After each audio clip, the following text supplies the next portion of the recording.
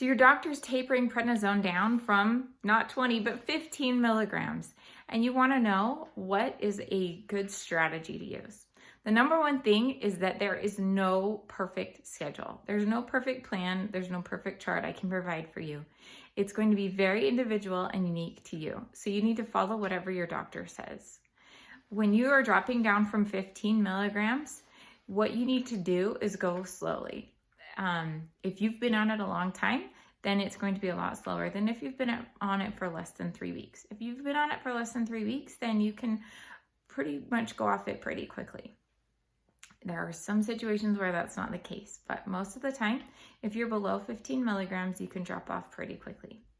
And so you go from 15 down to say 12.5 milligrams the next week.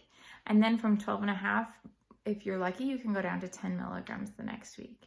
From 10, you might drop to 7.5 milligrams the following week. And from 7.5, you might drop to 5 milligrams that next week. Hopefully you can do this all within 6 weeks. And maybe from 5 milligrams, you can go off cold turkey, or maybe you'll have to go down to 2.5 milligrams. And maybe even from 2.5 down to 2 or 1 milligram. It's very unique and really depends on your symptoms. Otherwise, you might have to go even slower than that. You might have to drop by, for example, 1 milligram per week, or maybe even 0.5 milligram per week. I've heard of people dropping in alternate day dosing so that the first week they're going from 15 to 14 milligrams and they go 15 milligrams one day, 14 the next. Or if they're dropping down from 10 to 9, they might go 10 milligrams one day, 9 milligrams the next.